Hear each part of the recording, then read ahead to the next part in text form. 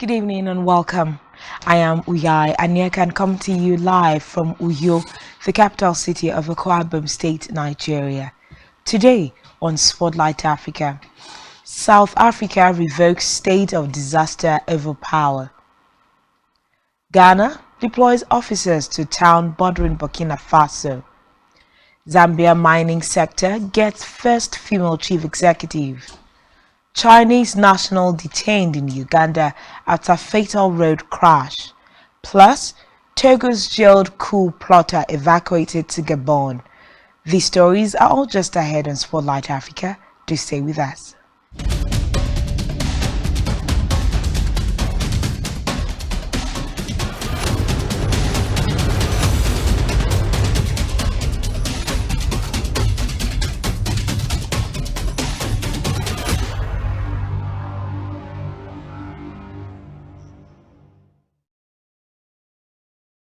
Thanks for joining us. We begin today's spotlight in South Africa, where the government has decided to revoke a national state of disaster that it declared in February to address the electricity crisis. The state of disaster meant it could use emergency procurement procedures with fewer bureaucratic delays in a bid to end severe power cuts. They had been concerned that this would open the door to further corruption in the state-owned power company Eskom. The government now says it can deal with the crisis through existing legislation.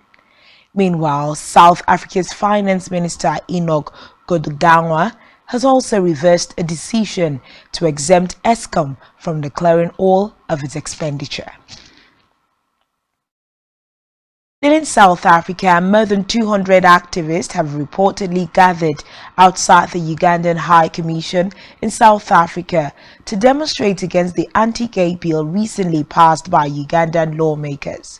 The activists, led by South Africa's leftist Economic Freedom Fighters Opposition Party, urged Ugandan President Yoweri Museveni not to sign the bill into law. According to them, the bill introduces harsh punishment for several acts, including a death penalty and up to 20 years imprisonment for offenders. Meanwhile, police in South Africa say 9 suspected criminals behind a spate of attacks and security vans carrying cash have died during a shootout with officers. Visiting the scene in Sopegeg, south of Johannesburg, the police minister Becky Cele said several firearms had been recovered. Cash in transit heists, as they are known in South Africa, are extremely common. According to reports, 2 bystanders were shot dead by a heavily armed gang which had just targeted a security van east of Johannesburg. Most of the attacks happened in Gauteng and Eastern Cape provinces. Away from that, a court in Busan, South Korea on Wednesday sentenced 2 employees of the Liberia Maritime Authority, Lima, to 9 years in prison each for sexual assault. According to Korean police, Moses Owen Brown and Daniel Tai had been detained in South Korea since last year for allegedly raping 2 Korean teenagers. The Liberian government said it has requested its legal representation in South Korea to furnish it with the various appeal options available. It said the families of the 2 Liberians have been notified of the court's decision and will be facilitated to visit the men. We move now to Ghana, where the authorities say 1,000 soldiers and police officers are being deployed to a northeastern border town after gunmen killed an immigration officer and left 2 others in hospital. It is not yet clear who opened fire on their vehicle in Boku on Tuesday, but there is concern about the security situation there because of the escalating jihadist conflict in neighboring Burkina Faso. There are fears that Islamist militants causing havoc across the Sahel region could destabilize countries further south, including Ghana and Ivory Coast. Meanwhile, Boku, also has a long history of ethnic tensions with outbreaks of violence. Elsewhere, Zambia's mining sector, a significant contributor to the country's economy, has made history after appointing its first female CEO to head one of the biggest mining operations there. According to a statement from Zambia's presidential office, Mifeke Makeyi will head up the copper unit in Zambia for cobalt metals. Cobalt Metals is a US-based company which uses artificial intelligence to identify battery metal deposits. Zambia is Africa's second biggest producer of copper, which is in high demand with the global transition to a low-carbon economy and future transport needs. In the meantime, a court in Zimbabwe has fined a spokeswoman of the main opposition party $500 after convicting her of spreading false information on Twitter. Fadzai Merehe is a prominent lawyer and member of the Citizens Coalition for Change (CCC), which is challenging President Emerson Mnangagwa in this year's election. She was arrested 2 years ago after posting a video in which people said a police officer had fatally struck a baby with a baton, when in fact the child was alive and not injured. Mahere's relatives sobbed in court as the verdict was read out. The prosecution had called for a jail term, but the magistrate decided to fine her. The magistrate said Mahere had undermined the authority of the police and should have verified the information. Meanwhile, the case is controversial as the law under which she was convicted no longer exists. The Constitutional Court struck it down because it violated freedom of speech, but the state continues to use it especially against its critics. Meanwhile, plans to enact a law criminalizing the recruitment, of its health personnel by other countries. Vice President Constantino Chiwenga has said. Chiwenga, who is also the health minister, said the drain of healthcare professionals was as good as human trafficking. He said stiffer penalties will be imposed on those he accused of robbing the nation of its human capital. In another development, Chad's government says it has pardoned and released 380 rebels who had been serving life sentences over the death of former President Idris Deby. He was killed 2 years ago after going to the front line to fight rebels from a group known as Front for Change and Concord in Chad. In March, more than 400 rebels were sentenced in a mass trial for acts of terrorism, recruitment of child soldiers, and assaulting the head of state. Most were pardoned by the former president's son Mohammed Idris Deby, who took office after his father's death. The pardon did not apply to the rebel leader Muhammad Mahdi Ali, who is on the run. Elsewhere, Kenya's opposition leader Raila Odinga has made fresh demands that risk rocking the bipartisan talks opened by President William Ruto on Sunday. The two were rivals in last year's presidential election and have agreed to hold talks on the reconstitution of the Electoral Commission after the opposition suspended protest. President Ruto insists the bipartisan talks should be done through Parliament and has not commented on the opposition's demands for the agenda to also include the soaring cost of living. Meanwhile, Odinga said the rising prices has to be discussed and insisted President Ruto should expand the talks beyond Parliament.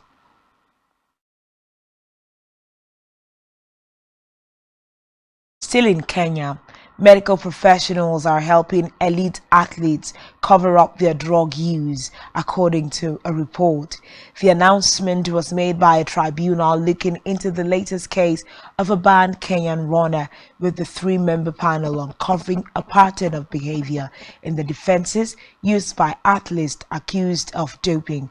The tribunal was investigating middle-distance runner Igle Nyalanya, who was handed an 8-year ban for 3 breaches of regulations, including the presence and use of a prohibited substance, as well as tampering or attempted tampering with doping control. It found that forged documents submitted by Nyalanya were similar to those of another recent case involving fellow Kenyan Betty Lempus, who was banned for 5 years in January. Ugandan minister to be charged over iron sheet scandal. Stay tuned for details of this and more after this timeout.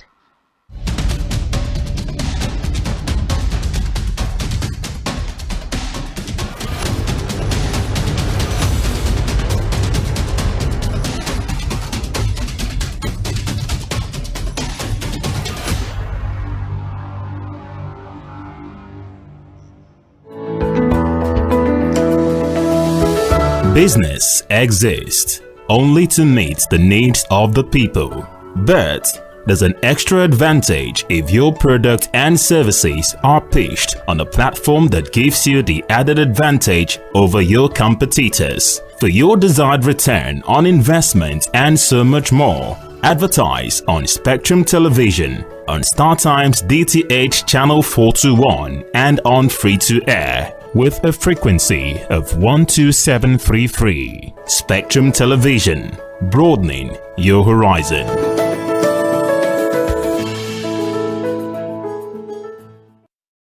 Nigerian police, which is the only one allowed by grossly abused. Our governors have to share police powers with the president as stipulated by the constitution. We do not have a federal government police force. We have the Nigerian police force, which shall be administered, organized, and supervised by the Nigerian police force. No, my lord, I want to say something. I want to say something here. Perhaps it might also enlarge the scope of people who should be invited here for examination. My lord, if we cannot find those who literally murdered Abiola, who are those people who could be said to be the beneficiaries of the death of Abiola? Rogers has linked you with some of the killings he did. He never did.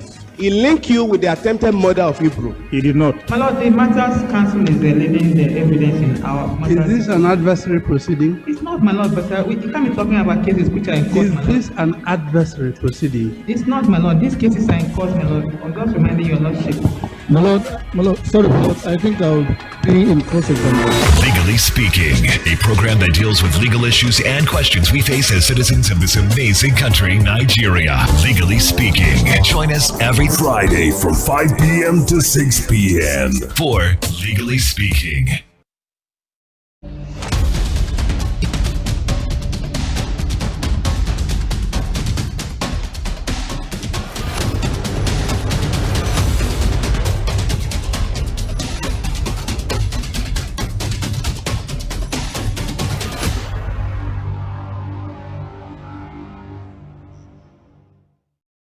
Thanks for staying tuned, and now to the rest of the Spotlight Africa stories. A man who has spent 5 months in a Moroccan jail after being accused of using fake money will now have his case heard in April. Oliver Andrews from Bournemouth was arrested in Marrakech in November. His partner Alana Koenig flew to Morocco last week to be at the court case, but the hearing was postponed until the 11th of April. Andrews denies charges of possessing and distributing counterfeit money and creating an organized criminal group. On the 10th of November 2022, the 29-year-old and a friend went to a nightclub on the last night of their holiday in Marrakech. According to his family, the following morning, Moroccan police arrested both men and told Andrews half of his money was counterfeit. Meanwhile, Koenig fears her partner could be looking at 10-year-plus jail term. Meanwhile, Sudanese leaders have again postponed the signing of a final agreement to re-establish a civilian government as differences within military factions intensify. Talks continued overnight with negotiations centered on a draft deal that was to be signed today. Sudan has been in political crisis since October 2021, when the army overthrew a civilian government that ousted long-serving leader Omar al-Bashir in 2019. Violent street protests followed. Hundreds of people were killed and many more injured over the last 1.5 years. Last December, the military agreed on a roadmap to hand over power to civilians, but the negotiations have stalled due to disagreement over the unification of the National Army and the dreaded paramilitary Rapid Support Forces, led by the deputy head of Sudan's ruling council, Mohamed Hamdan Daglo. The spokesman for the talks, however, said they were still determined to reach a consensus with the military. Meanwhile, the factions hope that a final peace deal will unlock millions of dollars frozen by the European Union and the US and help the country's struggling economy. In the meantime, Uganda's Director of Public Prosecutions has approved corruption charges against Karamoja Affairs Minister Mary Gorethi Kitutu over her role in an iron sheet scandal in the northeastern region. The Speaker of Parliament and some cabinet members have also been mentioned in the scandal that involved the alleged theft of 5,500 iron sheets meant for disaster victims in the Karamoja region. Meanwhile, the prosecutor on Wednesday said Kitutu, who is currently under police detention, will today be charged in court over corruption. In a separate development, police in central Uganda have detained a Chinese national over a road crash that killed 2 school children and left 3 others injured. In a statement, police said Zhao Hazaganga allegedly knocked the pupils at Kamusene village along Lubali Mukuya Road in Kasanda district as he attempted to overtake a truck loaded with logs. The 2 bodies were taken to a local mortuary awaiting post-mortem. Hazanga was detained by police as investigation on the incident continues. Elsewhere, Namibia has lifted a ban on importation and in-transit movement of live birds and poultry products from Ireland. This is after the European country was declared free from highly pathogenic avian influenza (HPAI). The Southern African country imposed the import ban on several European nations November last year following an outbreak of the avian flu. According to Namibia's Chief Veterinary Officer Dr. Albertina Shilongo, lifting the ban will allow the importation and in-transit movement of live poultry, birds, raw poultry products, live ostriches, and raw ostrich products from Ireland. Dr. Shilongo said all previously issued import and transit permits are cancelled and recalled with immediate effect. Namibia last month announced an immediate ban on poultry imports from Argentina following the outbreak of the same bird flu in that country on the 24th of February. In the meantime, a half-brother of Togo's President Faure Gizkibe, who has been in prison since 2009 over a failed coup attempt, has been evacuated to Gabon because of his deteriorating health. Capture Gizgimbe, who suffers from diabetes, was being treated in a hospital in Gabon, Zoe's Ajavon said. In 2011, Togo's Supreme Court sentenced Capture Gizgimbe, the former defense minister, to 20 years in prison for plotting a coup against his half-brother. He was arrested in 2009 as he sought refuge in the U.S. Embassy in Togo's capital, Lomé. He had been in the military wing of a hospital in Lomé since June 2021. Meanwhile, he has received no reply to his request for a pardon. In politics, political parties in Liberia have signed a peace accord to prevent violence ahead of October's presidential and legislative elections. President George Weah said the accord signed by 26 political parties shows the country's commitment to national stability during the polls. The pact obliges signatories and their supporters to uphold peaceful elections and resort to constitutional means if they are dissatisfied with the electoral process and outcomes. Members of observer missions from the African Union, the European Union, and other diplomats witnessed the signing of the accord. Meanwhile, the elections are expected to be hotly contested, with the incumbent facing strong challenges from former Vice President Joseph Boakai of the former ruling Unity Party and Alexander Cummings of the collaborating political parties. In the meantime, the newly established interim administration in Ethiopia's war-ravaged Tigray region has appointed a 27-member cabinet to steer a political transition in the area. According to reports, it comes after the federal government and the Tigray People's Liberation Front (TPLF) signed a peace accord to end a brutal war in the region. Meanwhile, new Tigray President Getachew Reda will be flanked by two vice presidents, General Sakan Gibrense and General Tadis Werende, military commanders who fought the Ethiopian army in the recent war. Lastly, on Spotlight Africa, a court in Guinea has found 3 doctors guilty in connection with the death of a young woman who was raped in a hospital. The government said in 2021 that Maya Silia had died in Tunisia, where she had been evacuated for treatment after being raped. The case caused a great deal of outrage in Guinea. A court in the capital, Conakry, has now sentenced Daniel and Patrice Lamain to 15 years in prison, and the third doctor, Celestine Milomana, who is on the run, was given a 20-year sentence. They were all found guilty of assault and battery, as well as carrying out an abortion. Patrice Lamain and Milomana were also found guilty of rape. And that's all we have for you at this time. Do ensure to follow us on social media and subscribe to our YouTube channel, all of which you can find on our website, spectrumtv.ng. You have been watching Spotlight Africa. I am Uyai Aniekan. Thanks for watching and do enjoy the rest of your evening.